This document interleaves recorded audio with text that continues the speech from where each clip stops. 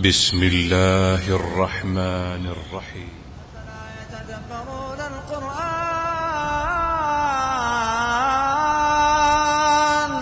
أفلا يتدبرون القرآن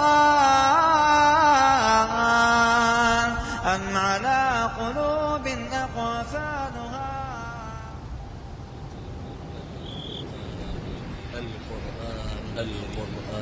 القرآن الكريم كتاب أنزلناه إليك مبارك ليدبروا آياته وليتذكر أولو الألباب. أنزلناه إليك مبارك ليدبروا آياته نازل کی ہے بابرکت ہے تاکہ لوگ اس کی آیتوں میں غور کریں. بسم الله الرحمن الرحيم. ألف لام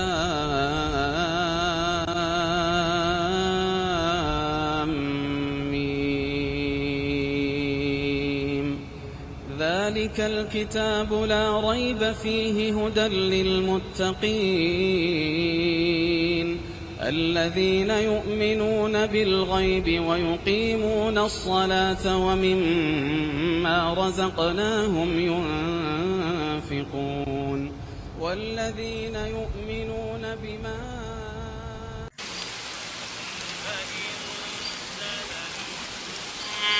من بعد ما جاءتكم البينات فاعلموا أن الله عزيز حكيم.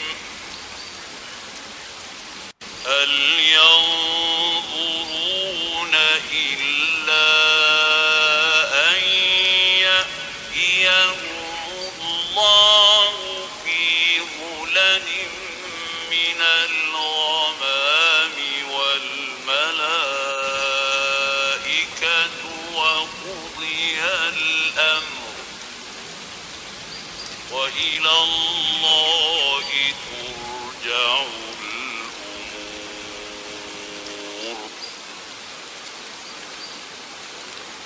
سل بني إسرائيل كم آتيناهم من آية بينة ومن يبدل نعمة الله من بعد ما جاءته فإن الله شديد العقاب.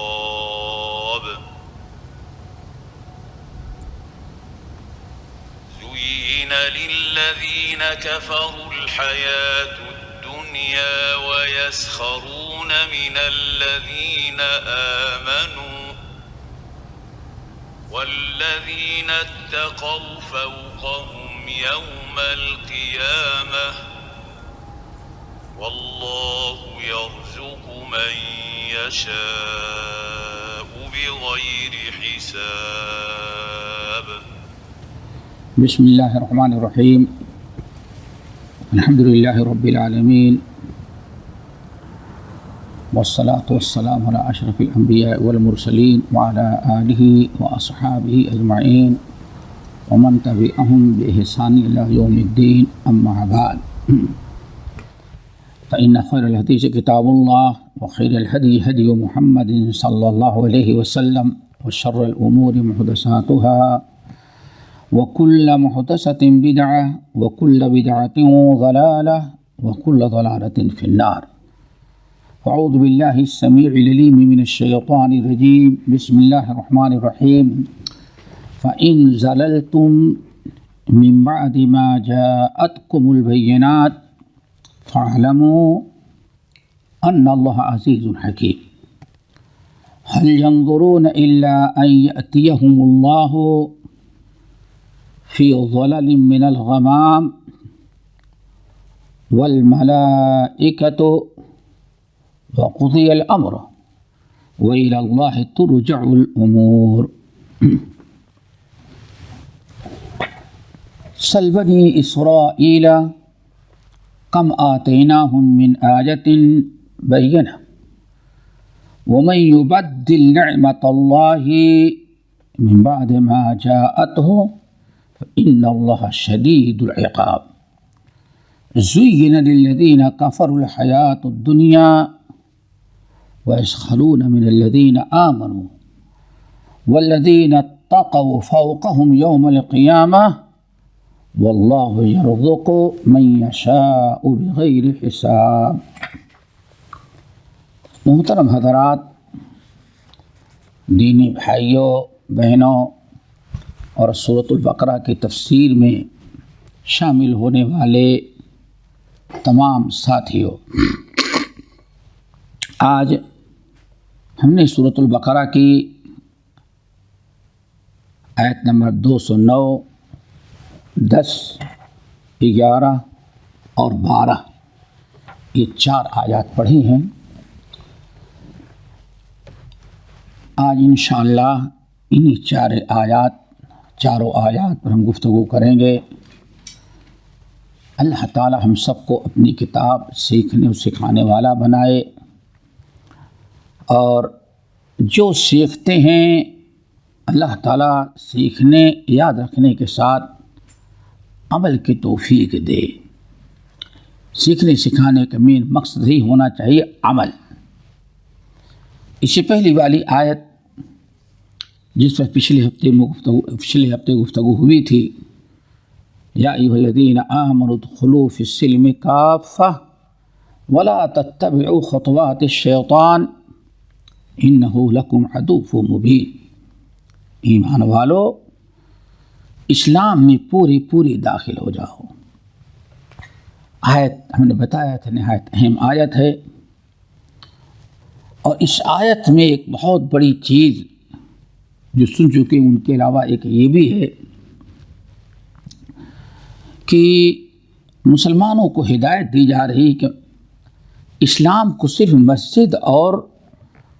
مسجد ہی تک نہ رکھو، روز نماز تک۔ اسلام میں عبادات کے ساتھ معاملات کی بڑی اہمیت ہے، حقوق اللہ کے ساتھ حقوق العباد کی،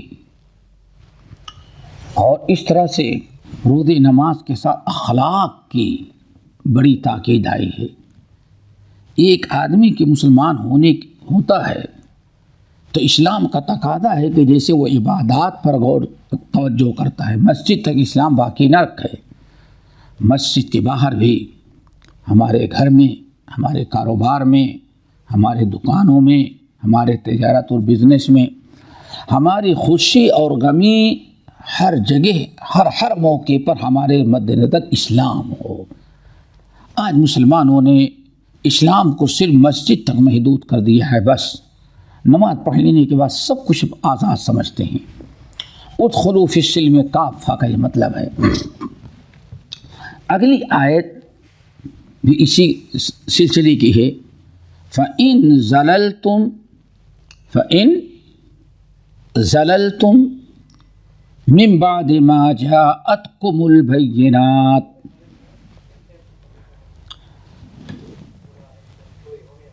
فَإِن زَلَلْتُمْ، پھر اگر تم بھٹک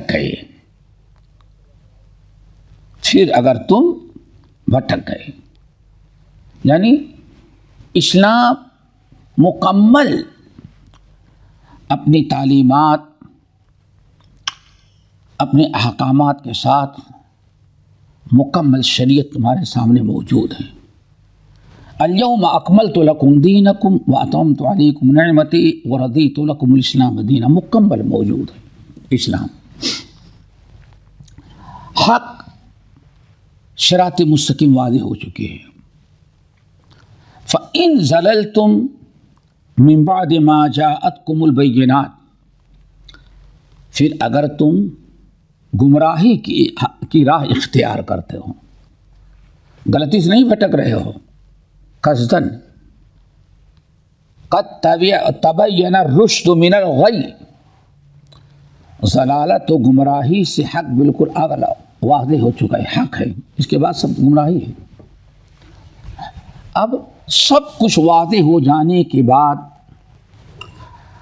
اگر پھر بھی تم گمراہی کی راہ اختیار کرتے ہو، ہدایت کی راہ چھوڑ کر کے محمد صلی اللہ علیہ وسلم کتاب و سنت کی شکل میں جو اسلام اور دین تمہیں پیش کر رہے ہیں، جو زندگی کے تمام شعبے جات پر محتوی ہے، شامل ہے،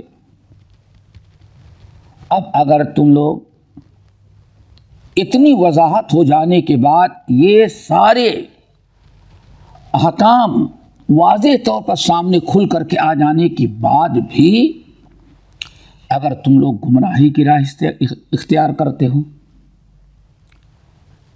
اس کو قبول کر کے اس کی پابندی کرنے کے بجائے گمراہی، ضلالت کی راہ اگر تم لوگ اب اختیار کرتے ہو تو یاد رکھو اللہ کا تو کچھ نہیں بگڑے گا۔ اللہ تعالیٰ نے حق کی وضاحت کر دی، نبی کو بھیج کر کے تمہاری زبان تمہارے جنس سے بنایا اللہ نے نبی کو، اور نبی نے آ کر کے عملی اور قولی ہر اعتبار سے تمہیں حق دکھا دیا، بتا دیا۔ اب کوئی عذر تمہارے پاس باقی نہیں۔ لیکن اب اگر تم اس ہدایت کو قبول کرنے، تسلیم کرنے کے بجائے ضلالت اور گمراہی، اس کے علاوہ جو راستہ اختیار کرتے ہو تو اب تمہاری اپنی ذمہ داری ہے۔ تو فَاعْلَمُوا، اچھی طرح سے یاد رکھو، ان اللہ عزیز حکیم، اللہ عزیز غالب ہے اور بہت ہی زیادہ حکمت والا ہے۔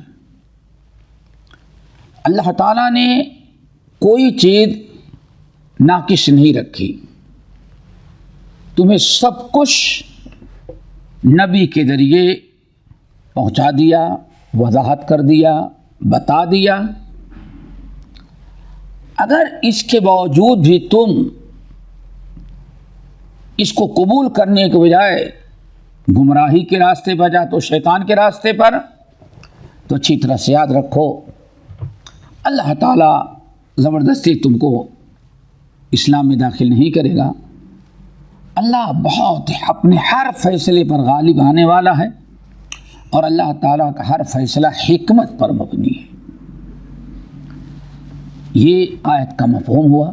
اس طرح سے میں نے کہا یا ایھا الذین آمنوا ادخلوا فی السلم کافہ ولا تتبعوا خطوات الشیطان انہ لکم عدو مبین سے یہ آیت جڑی ہوئی ہے۔ اللہ نے اسلام میں پورے داخل ہونے کا حکم دیا، شیطان کی اتباع سے منع کیا، شیطان کیسے گمراہ کرتا ہے سب بتا دیا، کھلا ہوا دشمن اس کی بات نہیں مانتا۔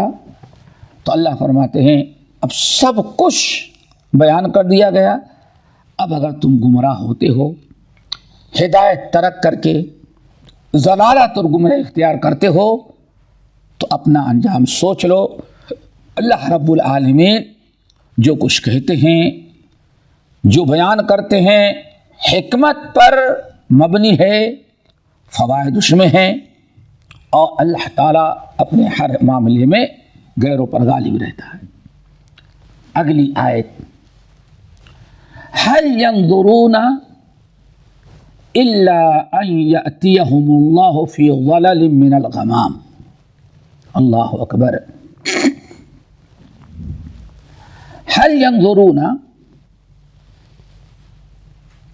ابھی کیا یہ لوگ نہیں انتظار کر رہے ہیں، یا اب یہ لوگ کیا یہ لوگ ینظرون یعنی ینتظرون، ایمان لانے کے لیے سارے راستے اللہ نے ہموار کیا ہے، اور یہ بھی دیکھ رہے ہیں کہ دن بدن اسلام غالب آ جا رہا ہے، کفر و شرک جو ہے وہ سمٹتا جا رہا ہے۔ تو اب ایمان لانے میں کیا چیز رکاوٹ بن رہی ہے؟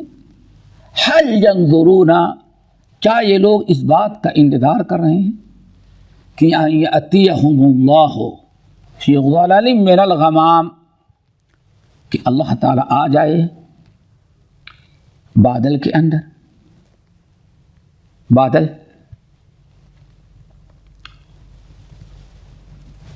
والملائکۃ، اور فرشتے آ جائیں،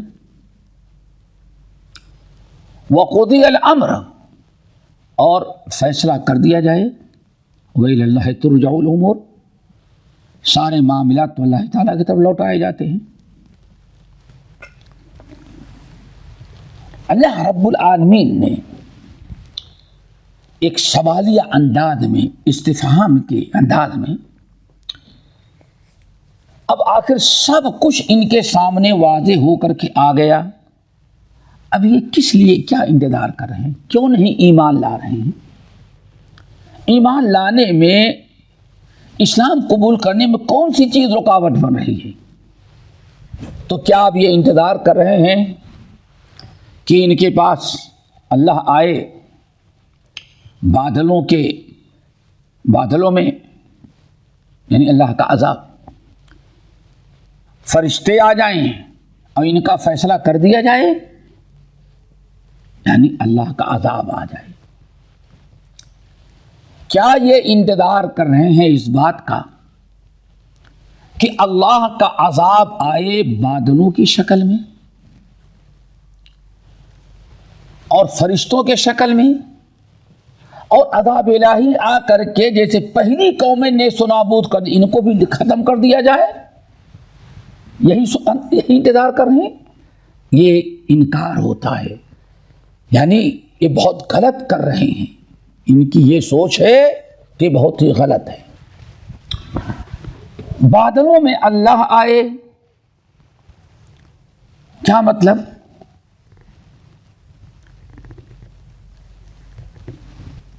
کیا یہ انتظار کر رہے ہیں کہ جب اللہ تعالیٰ کا عذاب آ جائے گا تب ایمان لائیں گے؟ اللہ تعالیٰ کا عذاب کئی انداز سے آتا ہے۔ یہاں اللہ فرما رہے ہیں کہ اللہ تعالیٰ عذاب کی شکل میں، اپنا عذاب اللہ تعالیٰ بادل کی شکل میں بھیج دیں۔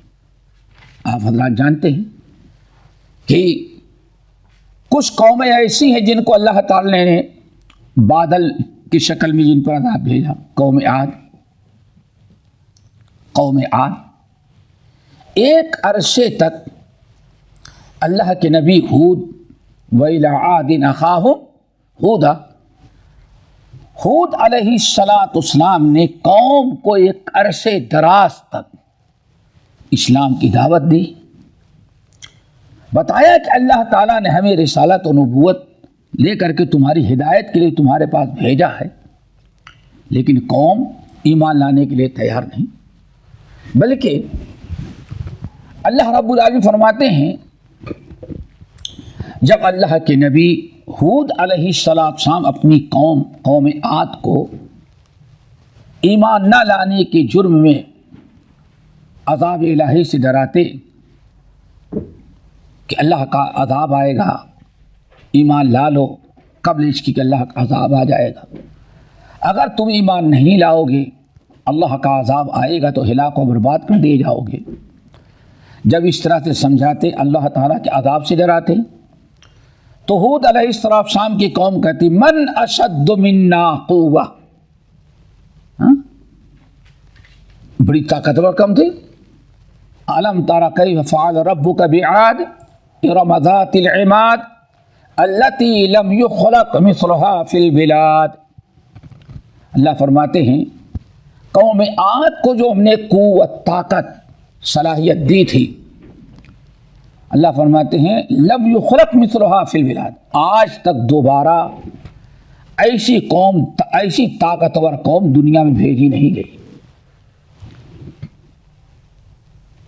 اور قرآن پاک نے کہا وَكَانُوا مُسْتَبْصِرِينَ، یہ لوگ بہت عقل مند بھی تھے، بہت عقل مند تھے، ان پڑھ نہیں، پڑھے لکھے لوگ تھے۔ یہاں تک کہ ایک دن جب ان کی ہلاکت کا وقت آیا تو تو اللہ نے ان کے اوپر بادل کا عذاب بھیجا، بادل کا. اور قرآن میں وہ عذاب بیان کیا گیا ڈرانے کے لیے کہ اللہ جب چاہے بادلوں کے ذریعے بھی آپ کو پر عذاب نازل کر دیتا ہے. اللہ تعالیٰ نے یہ بالکل سمجھے کہ 8-9 بجے 10 بجے کا ٹائم رہا ہوگا جب ہر آدمی باہر کی طرف، کسان اپنی کھیتی میں، باغ والے اپنے باغ کی طرف، تاجر مارکیٹ کی طرف، ہر آدمی اپنے اپنے کام سے باہر نکلا تو اچانک دیکھا سامنے سے بادل آ رہے ہیں. بادل دیکھ کر کے قوم عاد بہت خوش ہو گئی، بہت خوش کرنے لگے، جشن منانے لگے اور کہتے کیا ہے؟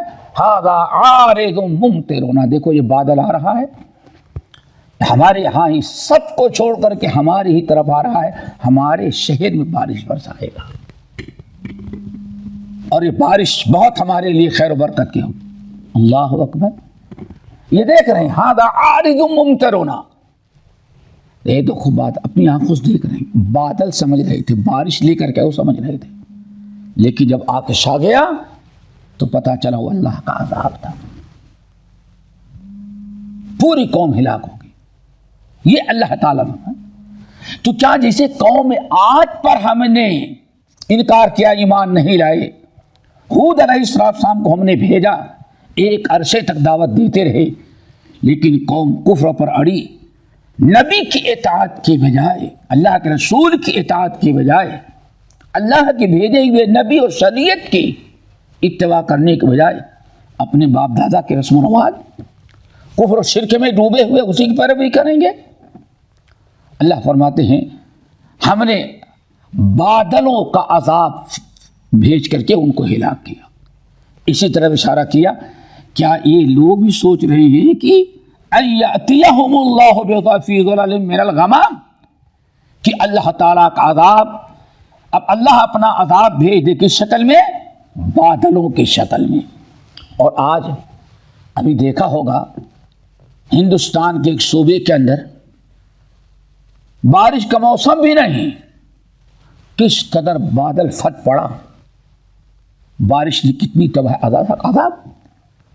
اور اسی صوبے میں آج سال 1.5 سال قبل 2 سال قبل دیکھتے ہیں کہ بڑی بڑی مندروں کی جو بلڈنگیں پرانی سینکڑوں سال کی تھیں، وہ ایک معمولی سی چیز کی طرح پانی کی ریلیں بہ رہی ہیں. اللہ کا عذاب تو ہے، یہ بھی اللہ کا عذاب ہے. ٹھیک. نمبر 2 قوم عاد پر عذاب، بادل کا عذاب آیا، طوفان ہوا لے کر یہاں آتا ہے، کبھی بارش لے کر کے، کبھی پتھر لے کر کے، طرح طرح کا عذاب بادلوں کے ذریعے آتا ہے. تو اللہ فرما رہے ہیں کہ سب کچھ ان کو بتا دیا گیا، تو ابھی کیا یہ انتظار کر رہے ہیں کہ ان کے اوپر اللہ تعالیٰ وہی بادلوں والا عذاب نازل کریں؟ کیا انتظار کر رہے ہیں؟ والملائکۃ، یا ان کے اوپر اللہ تعالیٰ عذاب بھیج دے کس کا؟ فرشتوں کا. اللہ اکبر. فرشتے بھی کبھی عذاب کی شکل میں آتے ہیں، رحمت کی شکل میں نہیں، عذاب کی شکل میں آتے ہیں. یہ کیا سوچ رہے ہیں کہ ان کے اوپر فرشتے آئیں؟ اللہ فرشتوں کا عذاب بھیجے، فرشتوں کا عذاب لے کر کے بھیجے. اتنا یاد رکھیں، وقضی الامر، اللہ جب عذاب لے کر کے فرشتوں کو بھیجے گا تو ان کا کام تمام کر دیے، بالکل فیصلہ ہی آخری کر دیا جائے گا، دنیا سے نیست و نابود ہو جائیں گے. قوم لوط آخر کیا ہوا؟ قوم لوط پر اللہ تعالیٰ نے عذاب بھیجا، خوبصورت نوجوان فرشتوں کو بھیجا اللہ نے عذاب لے کر کے. آئے لوط علیہ السلام سے ملے. لوط علیہ السلام بہت پریشان ہوئے اور بڑی شیطانی کرنے لگے قوم کے لوگ. چپ کے کہا فرشتوں نے، آپ ڈرے نہیں، ہم انسانی شکل میں آئے، ہم انسان نہیں ہیں. ان میں لا یصل الیک، ان میں سے کوئی آپ کے قریب تک نہیں آئے گا، ہم سب نپٹ لیں گے. بس یہ کہ ومضو ہے صبح ہونے کے پہلے آپ نکل جائیں. لوط علیہ السلام جیسے نکل کے گئے عذاب کے فرشتوں نے تباہی مچائی. تو کیا جیسے قوم لوط پر فرشتوں کو عذاب لے کر کے بھیجا، تو کیا یہ سوچ رہے ہیں کہ یہ اسی عذاب کا انتظار کر رہے ہیں کہ ہم فرشتوں کو بھیج کر کے ان کو بھی ہلاک و برباد کر دیں؟ لیکن یاد رکھیں اے مکے و اے کفار و مشرکین، اگر تم انتظار کر رہے ہو تو اللہ تعالیٰ کا عذاب بادلوں کی شکل میں اور یہ فرشتوں کے شکل میں جب آئے گا وَقُضِيَ الْأَمْرُ، تو تمہارا خاتمہ ہی کر دیا جائے گا، تمہارے حق میں عذاب کا فیصلہ ہی کر دیا جائے گا. بہتر ہے کہ ابھی تم اصلاح کر لو. اللہ کی مہربانی ہے کہ ابھی تک تمہارے اوپر ہلاک کرنے والا عذاب نازل نہیں کیا. نہ بادلوں کا عذاب آیا، بادل کی شکل میں عذاب آیا، نہ فرشتوں کی شکل میں عذاب آیا. اللہ نے تم کو مہلت دی ہے اصلاح کا کرنے کا، اصلاح کر لو ورنہ فیصلہ ہو جائے گا. وَإِلَى اللَّهِ تُرْجَعُ الْأُمُورُ، اللہ اکبر. وَإِلَى اللَّهِ تُرْجَعُ الْأُمُورُ، اور سارے معاملہ یہ اللہ رب العالمین کے ہاتھ میں ہے. یہ سب اللہ رب العالمین کے ہاتھ میں ہے.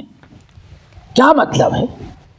یہ کفار و مشرکین خود اس قوم کے نبی صلی اللہ علیہ وسلم کے دشمن کفار و مشرکین یہ کہتے تھے فَأْتِنَا بِمَا تَعِدُنَا إِن كُنتَ مِنَ الصَّادِقِينَ، جس عذاب کی روزانہ ہم کو دھمکی دیتے ہیں آپ کہ مسلمان ہو جاؤ، ایمان لا لو، اسلام قبول کر لو ورنہ اللہ کا عذاب آ جائے گا.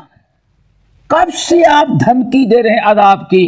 ہم تو آج تک ایمان نہیں لائے، تم کو ستا رہے ہیں. اگر آپ کے اندر ہمت ہے، سچے ہو تو فَأْتِنَا بِمَا تَعِدُنَا،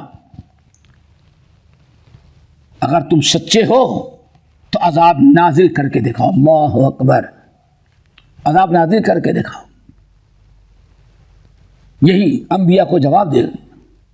لیکن اللہ رب العالمین فرماتا ہے نہیں، ان نبی کو تنگ کرتے ہیں، کہتے عذاب لا کے دکھلاؤ سچے ہو تو.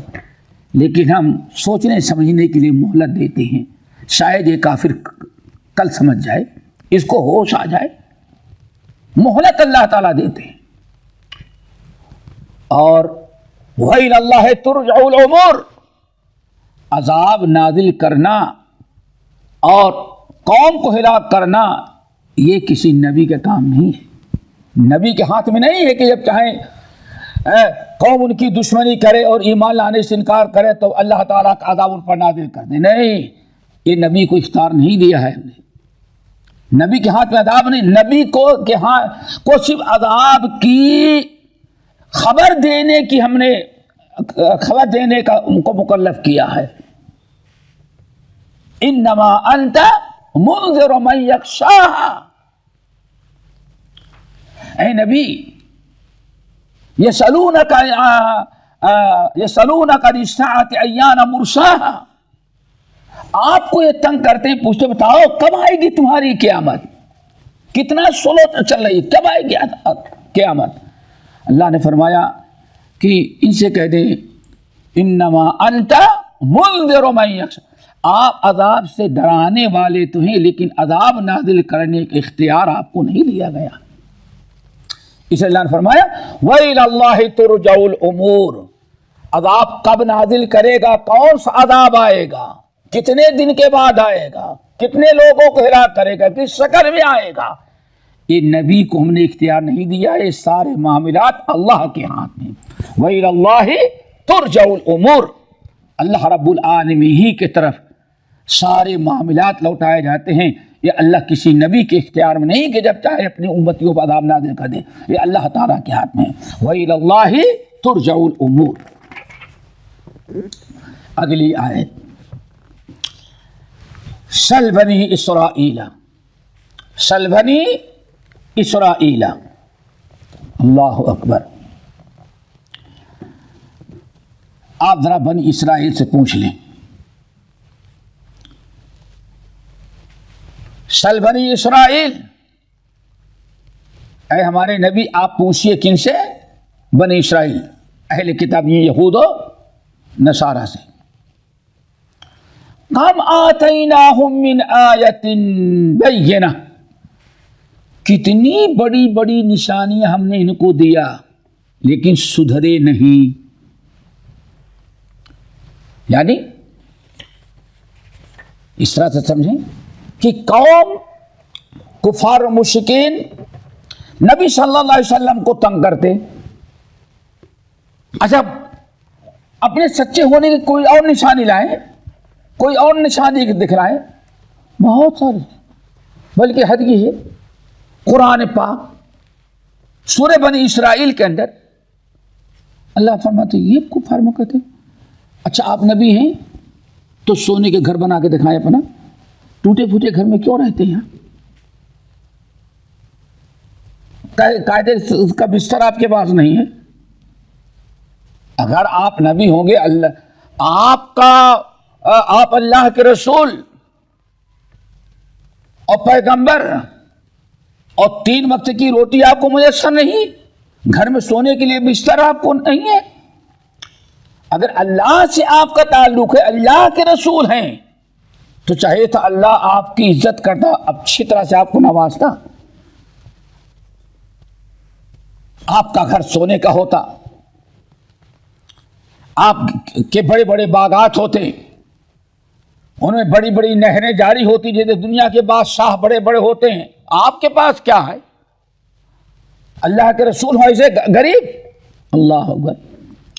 تو اللہ تعالیٰ نے طرح طرح کی نشانیاں مانگتے تھے، تو اللہ تعالیٰ نے نبی علیہ السلام کو تسلی دی، فرمایا کہ یہ نبی آپ اپنا کام کرتے جائیں، ان کو اسلام کی دعوت دیتے رہیں، اسلام کی طرف بلاتے رہیں، اپنا کام جاری رکھیں. یہ جو طرح طرح کی نشانیاں مانگتے ہیں اور اپنے آپ کے سچے نبی ہونے کے، اسلام کے سچائی کی دلیلیں جو مانگتے ہیں، تو آپ کیا سمجھتے ہیں ساری نشانیاں ان کو دے بھی دیں گے تو ایمان لا لیں گے؟ نہیں، ایمان نہیں لگے، ضدی لوگ ہیں. پھر بطور مثال کے اللہ نے فرمایا سل بنی اسرائیل، اے ہمارے نبی محمد صلی اللہ علیہ وسلم آپ ذرا بنی اسرائیل سے پوچھیں کہ کم آتیناہم من آیت بینہ، کتنی بڑی بڑی نشانیاں ہم نے کھلی ہوئی ان کو دی تھی، لیکن بنی اسرائیل ایمان سدھرے نہیں. بنی اسرائیل کو بڑی بڑی نشانیاں.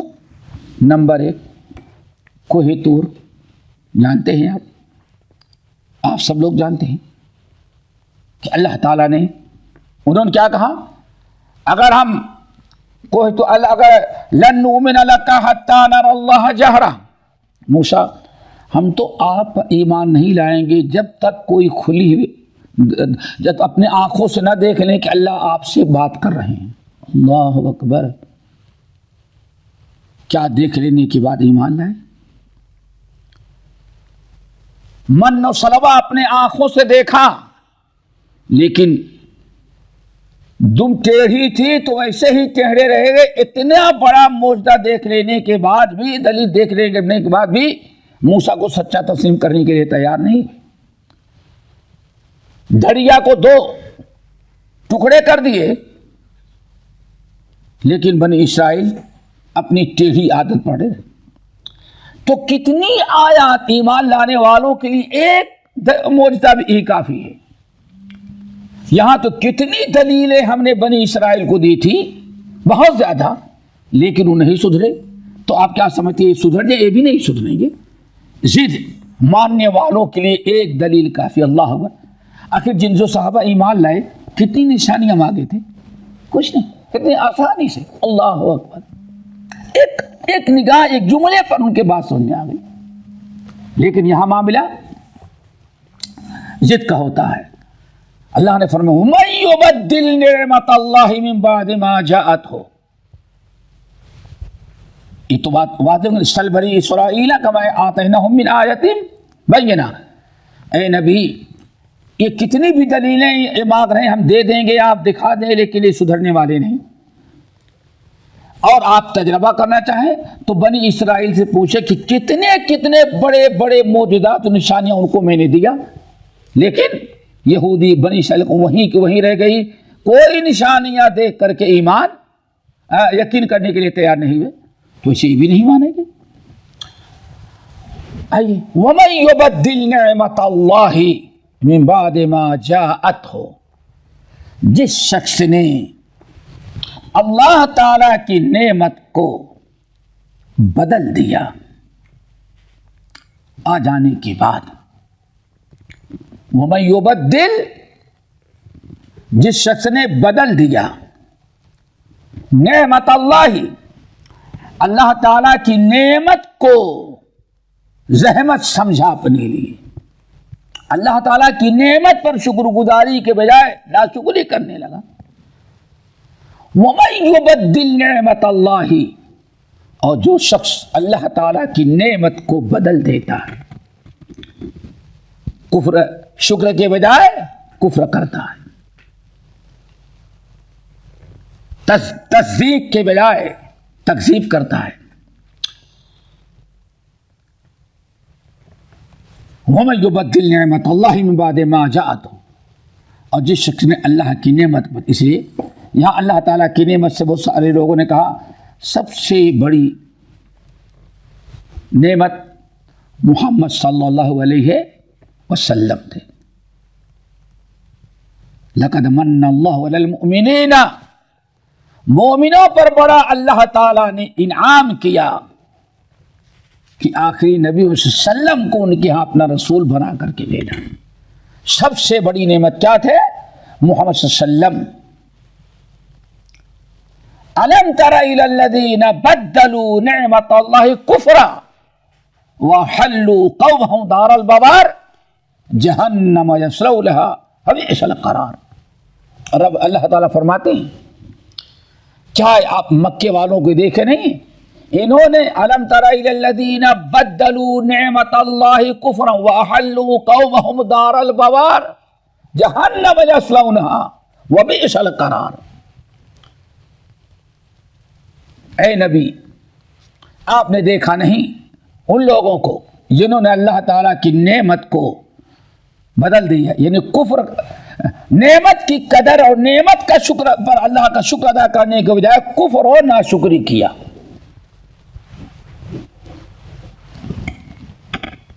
وَأَحَلُّوا قَوْمَهُمْ، نتیجہ یہ نکلا کہ پوری قوم کو اللہ تعالیٰ کے عذاب میں ڈال دیا۔ اللہ تعالیٰ نے مکے والوں پر بہت بڑا انعام کیا تھا کہ محمد صلی اللہ علیہ وسلم کو ان کے ہاں نبی و پیغمبر بنایا، لیکن انہوں نے اس نعمت کی قدر کرنے کے بجائے ایمان نہ لائے، کفر کیا۔ اللہ نے کچھ دن تک ان کو موقع دیا، آخر میں کیا کیا؟ اللہ نے نبی کو اٹھا کر کے مدینے والوں کو حوالے کر دیا، مکے والے محروم۔ یہ نعمت اسی طرح سے قرآن اللہ رب العالمین کی بہت بڑی کیا ہے؟ نعمت ہے۔ قرآن کی انہوں نے قدر نہ کیا، اسی لیے اللہ فرماتے ہیں جو شخص اللہ تعالی کی نعمت آ جانے کے بعد اس کی ناشکری کرے گا، ناقدری کرے گا، تو یاد رکھنا فَإِنَّ اللَّهَ شَدِيدُ الْعِقَابِ، تو اللہ تعالیٰ بہت سخت سزا دینے والا ہے۔ دوستو ذرا سا اس پر غور کریں، آخری نبی محمد صلی اللہ علیہ وسلم بہت بڑی نعمت تھے امت کے لیے، ہم سب کے لیے۔ قرآن عظیم ترین نعمت تھی، رحمت والی کتاب، نبی کی سنت، نبی کا اسوہ، نبی کی سیرت، نبی کے 23 سالہ گفتار اور کردار، ایک ایک تعلیم جو تھی ہم سب کے لیے بہت بڑی نعمت تھی، لیکن ہم نے نعمت کی ناقدری کیا۔ امت کا بڑا طبقہ، کافروں پہ کیا رونا، اپنے مسلمانوں کو ذرا دیکھیں، ایک بہت بڑا طبقہ صرف قرآن پڑھنے تک، مردوں کو بخشنے تک، تعویذوں میں آیتیں لکھ کے دینے کے لیے، اور دکانوں اور کاروبار میں برکت کے لیے، آج ان تمام چیزوں کے لیے قرآن استعمال کرتا ہے، لیکن انسان عمل کے لیے قرآن استعمال نہیں کرتا، اپنے عمل میں نہیں لانا چاہتا۔ جب کسی قرآن سے ہمارا عروج، ہماری عزت، ہماری قوت و طاقت، حکومت و سلطنت، ساری چیزیں اسی قرآن سے جڑی ہوئی تھیں۔ ان اللہ یرفع بہذا الکتاب اقواما ویضع بہ آخرین، یہ قرآن پر جب تک کوئی قوم عمل کرتی رہے گی، قرآن کو دنیا کی ساری چیزوں پر مقدم رکھے گی، تب تک اللہ تعالیٰ اس قوم کو عروج و ترقی دیتے رہیں گے۔ لیکن جب لوگ قرآن پر عمل کرنا، قرآنی ہدایات و تعلیمات کو ترک کر دیں گے، پھر اللہ تعالیٰ ان کو ذلیل و خوار کرے گا، تو کوئی ان کو اس پستی اور ذلت سے نکال نہیں سکے گا۔ ہم نے یہی معاملہ رسول کی سنتوں کے ساتھ کیا۔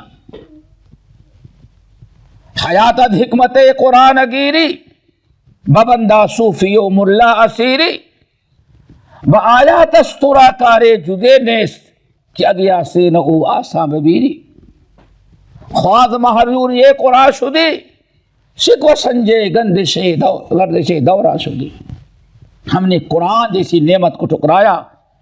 محمد صلی اللہ علیہ وسلم کہ ایک ایک بات جو ہمارے لیے عروج و عزت کا سبب بن سکتی ہے، ایک ایک سنت، ہم نے ساری سنتیں، آج ایک مسلمان کو کھڑا کریں، ایڑی سے لے کر کے چوٹی تک یہودیوں کی سنت نظر آئے گی، عیسائیوں کی نظر آئے گی، مشرقوں کی آئے گی، فلم اسٹاروں کی آئے گی، کرکٹ کھلاڑیوں کی سنت ہوگی۔ اگر ایک مسلمان کے بدن پر ایڑی سے لے کر کے چوٹی تک اگر سنت نہیں نظر آئے گی، تو محمد صلی اللہ علیہ وسلم کی سنت نہیں نظر آئے گی۔ آج کہاں سے مسلمانوں کی عزت ملے گی کہ محمد سے وفا، تو نے تو ہم تیرے ہیں، یہ جہاں کیا چیز ہے، لوح قلم تیرے ہیں۔ ہم نے سب کچھ ترک کر دیا، صرف قرآن برکت کے لیے استعمال کیا۔ اللہ فرماتے ہیں فَإِنَّ اللَّهَ شَدِيدُ الْعِقَابِ، اس نعمت کو جو ناشکری میں تبدیل کرے گا تو یاد رکھنا اللہ دردناک عذاب اور سزا دینے والا ہے۔ یہ اللہ رب العالمین کا ایک بہت بڑا اعلان ہے قیامت تک آنے والے مسلمانوں کے لیے۔ وَمَن يُبَدِّلْ، عام ہے، نہ کافروں کا تذکرہ ہے صرف، نہ یہودیوں کا، نہ عیسائیوں کا، عام ہے۔ وَمَن يُبَدِّلْ نعمت اللہ، جو بھی اللہ تعالیٰ کی نعمتوں کو، جو بھی اللہ تعالیٰ کی نعمتوں کی ناشکری کرے گا، شکر گزاری کو کفر میں تبدیل کر دے گا، اللہ تعالیٰ کی نعمت کو رحمت کے بجائے زحمت سمجھے گا، اپنے عروج و ترقی کے بجائے اپنے زوال اور پستی کا ذریعہ سمجھنے لگا۔ یہ جب انسان کی سوچ اللہ تعالیٰ کی نعمتوں کے بارے میں ہو جائے گی، تو اللہ تعالیٰ فرماتا ہے فَإِنَّ اللَّهَ شَدِيدُ الْعِقَابِ، تو یاد رکھنا اللہ تعالیٰ بہت سے دردناک عذاب دینے والا ہے۔ اگلی آیت، زُيِّنَ لِلَّذِينَ كَفَرُوا الْحَيَاةُ الدُّنْيَا، اللہ اکبر، زُيِّنَ لِلَّذِينَ كَفَرُوا الْحَيَاةُ الدُّنْيَا وَيَسْخَرُونَ مِنَ الَّذِينَ آمَنُوا، رب العالمین نے فرمایا زُيِّنَ لِلَّذِينَ كَفَرُوا الْحَيَاةُ الدُّنْيَا، اللہ تعالیٰ نے مزین کر دی گئی ہے، آیت کا ترجمہ ہوگا کافروں کے نگاہ میں دنیا کی زندگی کو مزین کر دیا گیا ہے. مزین خوبصورت اور اچھا بنا دیا گیا ہے. کفار و مشرکین کی نگاہوں میں دنیا کو اللہ تعالی نے بہت مزین خوبصورت بنا دیا ہے. کفار کو وہی چیز اچھی لگ رہی ہے. ان کے لیے کفار کے لیے اب مزین کس نے کیا ہے؟ ایک قول تو ہے کہ اللہ رب العالمین نے خود کفار اور ان کی آزمائش کے لیے اللہ تعالی نے بذات خود ان کی نگاہوں میں دنیا کی داری اور دنیا کی چیزوں کو بہت زیادہ سود مند، فائدہ مند اور خوشنما بنا دیا ہے. یعلمون ظاہرا من الحیات الدنیا، بلکہ دنیا کے ظاہری زیب و زینت ٹیپ ٹاپ کو دیکھ کر کے اسی میں پھنس گئے ہیں، اسی میں گھس چکے ہیں. حق بات مرنے کے بعد کیا ہوگا، آنے والی زندگی کے بارے میں کچھ سوچنے کے لیے وہ تیار نہیں ہے. لیکن اللہ ایک دن مزین نہیں کرتا. بار بار دعوت دی جائے، بار بار سمجھایا جائے، بار بار ان کو نصیحت کی جائے، لیکن جب ہر اعتبار سے سمجھا دینے، نصیحت کر دینے کے بعد بھی وہ لوگ اپنی ضد پر اڑے رہتے ہیں اور اللہ تعالیٰ کے نصیحت کو ٹھکراتے رہتے ہیں، تب اللہ تعالیٰ بطور عذاب کے دنیا کی چیزوں کو ان کی نگاہ میں مزین کر دیتے ہیں.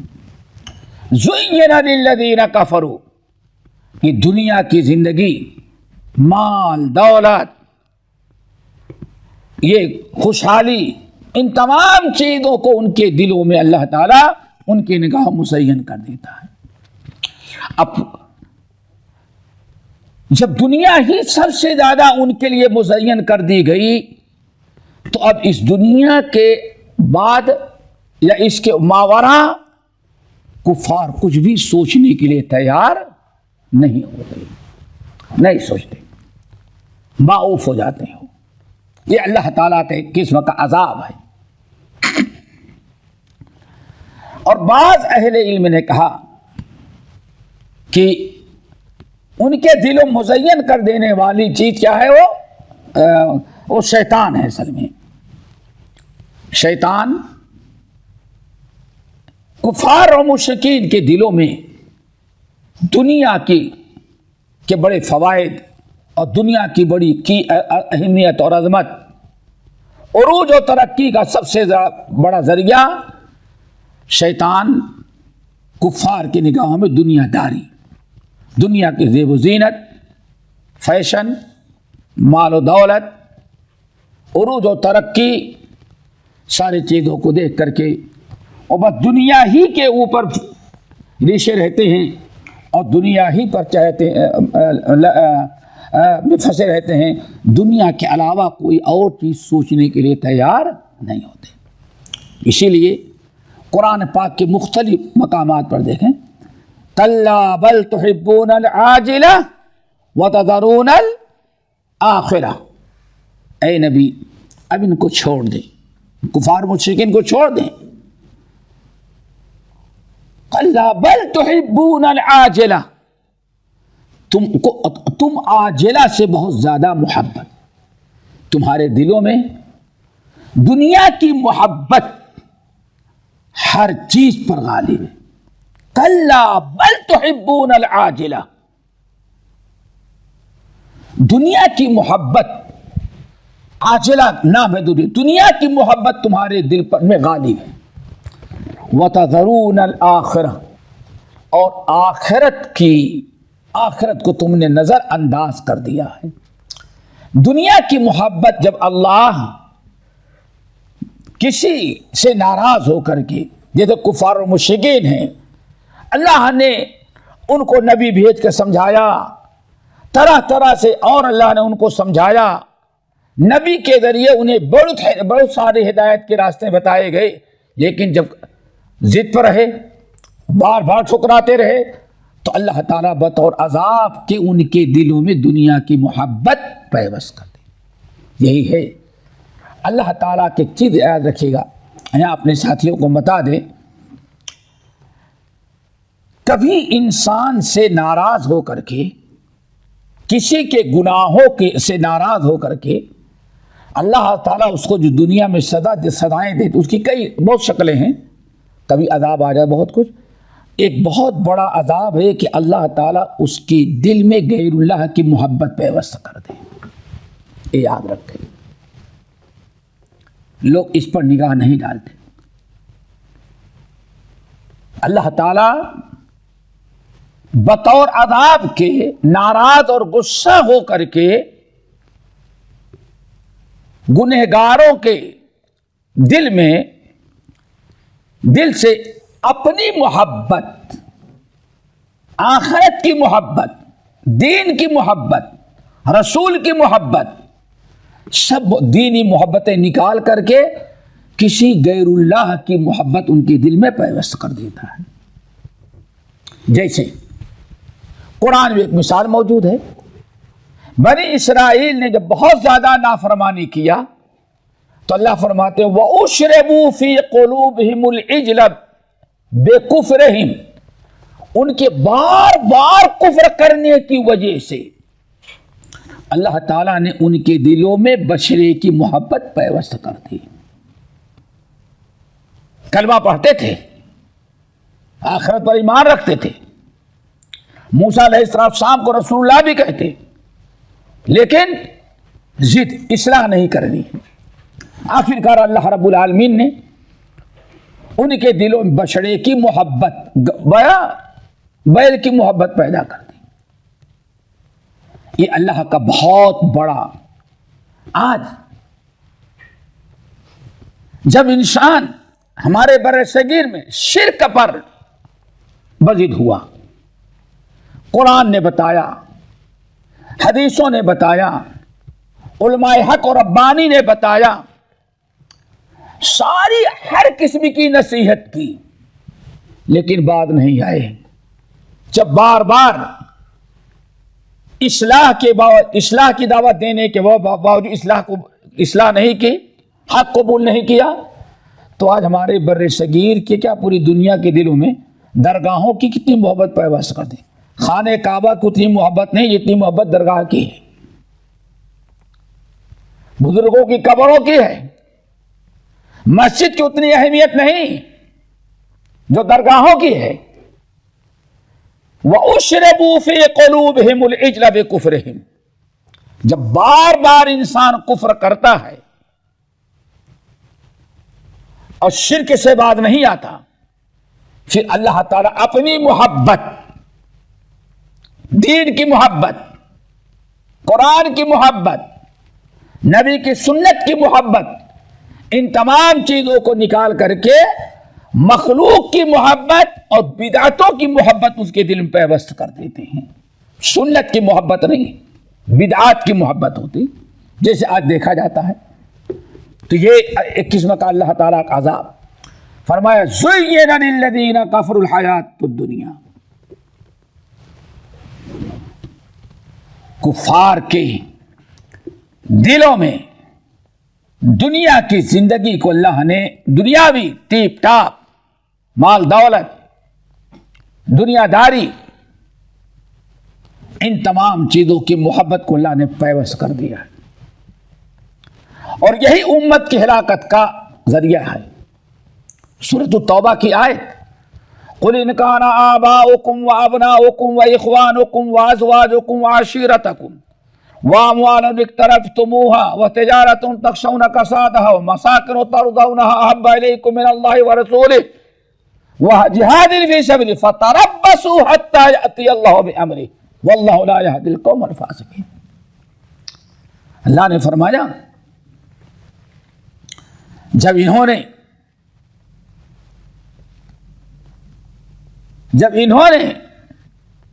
جب 8 چیزوں کی محبت کسی کے دل میں غالب آ جائے، مال کی، اولاد کی، بیوی بچوں کی، تجارت کاروبار کی، اپنے محل اور بنگلوں کی، تو اللہ فرماتے ہیں پھر اللہ تعالیٰ ان کو فاسق کر دیتا ہے اور ان کو اپنی رحمتوں سے، ہدایت سے محروم کر دیتا ہے۔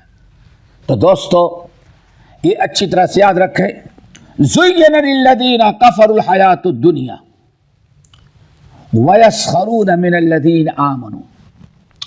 اب دنیا کی محبت جب ان کے دل میں، ان کے نزدیک مزین، خوبصورت بنا دی گئی، بہت ہی کام کی چیز بنا دی گئی، سب کچھ اوڑھنا بچھونا ان کا دنیا ہی بن گیا، تو دنیا کے پیچھے رہتے ہیں۔ وَيَسْخَرُونَ مِنَ الَّذِينَ آمَنُوا، اور مسخرہ کرتے ہیں، مذاق اڑاتے ہیں ایمان والوں کا، ایمان والوں کا۔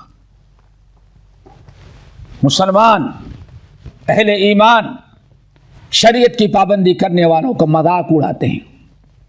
وَيَسْخَرُونَ مِنَ الَّذِينَ آمَنُوا، ایمان والوں سے مسخرہ کرتے ہیں۔ جیسے کفار مکہ، حضرت بلال، خباب بن ارت، عبداللہ بن مسعود، فقراء صحابہ جو تھے، کفار مکہ، مشرکین عرب، ہؤلاء من اللہ، یہ ہیں جن پر اللہ نے ہمیں، اگر یہ نبی تھے، ان کا دین اتنا اچھا اللہ تعالیٰ کے نزدیک ہے، اللہ تعالیٰ کا وہ دین ہے، تو کیا انہی فقیروں کو اللہ تعالیٰ یہ دین دیتا؟ اگر یہ دین سچا ہوتا تو اللہ ہم کو دیتا، ہم سیٹھ لوگ ہیں۔ ایک تو یہ چیز، ایمان والوں سے مسخرہ کرتے، مذاق اڑاتے، اور تقریباً آج بھی مال آ جانے کے بعد دنیا دار اگر مذاق اڑاتا ہے، استہزاء کرتا ہے، تو دینداروں کا، روزے نماز کی پابندی کرنے والے مسلمانوں کا۔ والذین اتقوا فوقہم یوم القیامہ، اللہ نے فرمایا کہ دنیا کے بڑے بڑے دنیا دار، ملینر تریلینر،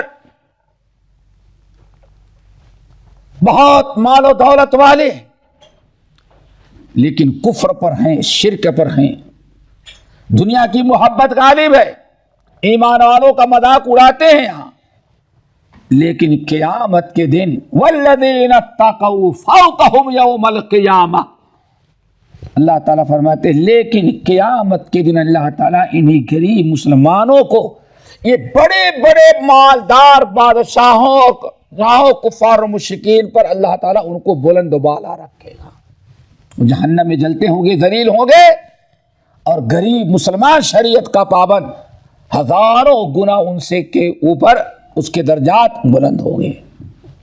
یہ اللہ تعالیٰ نے ایمان والوں کا فیصلہ کیا اور بتایا کہ قیامت کی اللہ تعالیٰ ایمان والوں کے ساتھ یہ معاملہ کرے گا۔ کفار جہنم کے سب سے نچلے گڈھے میں ہوں گے اور مسلمان جنت کے اعلیٰ مقام پر ہوں گے، اور وہاں پہچانتے ہوئے ہوں گے کہ یہ وہ کافر ہے جو ہمارا مذاق اڑاتا تھا، یہ وہ بدبخت ہے جو ہماری بے عزتی کرتا تھا، ہمیں دھتکارتا تھا، سب ایک دوسرے کو پہچانتے ہوں گے۔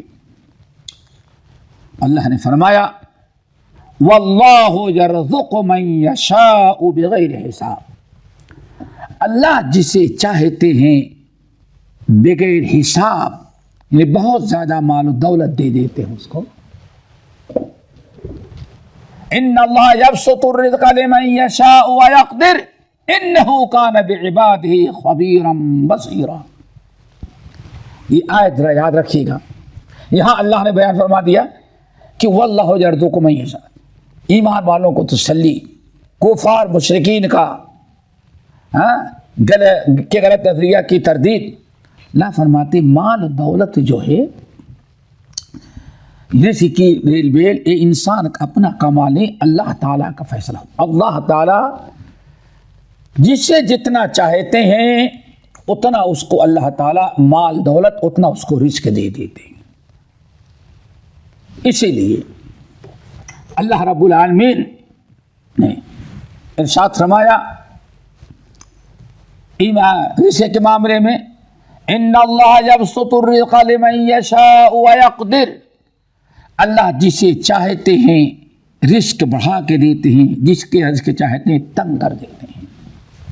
لیکن یہاں ایک بہت اہم چیز یاد رکھیے گا کہ یہ ایسا نہیں کہ انسان کسی کو اللہ نے غریب بنایا تو ایسے ہی بن گیا، کسی کو مالدار میں تو اپنی بن گیا، نہیں۔ اللہ فرماتے ہیں اللہ تعالیٰ جسے چاہتے ہیں مال زیادہ دیتے ہیں، جسے چاہتے ہیں غریب بنا دیتے ہیں۔ کس کے حق میں غریبی بہتر ہے، کس کے حق میں مالداری بہتر ہے؟ اِنَّهُ بِعِبَادِهِ لَخَبِيرٌ بَصِيرٌ، اللہ اپنے بندوں کے حالات سے اچھی طرح واقف ہے۔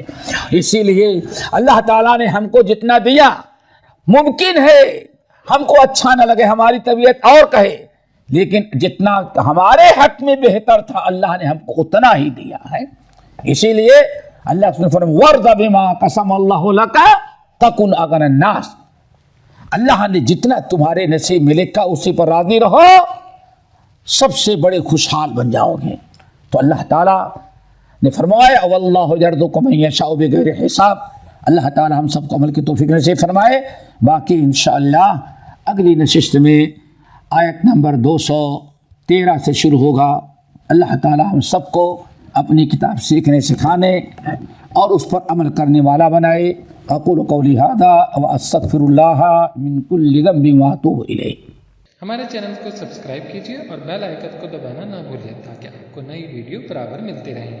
لائک اور شیئر کرنا نہ بھولیے۔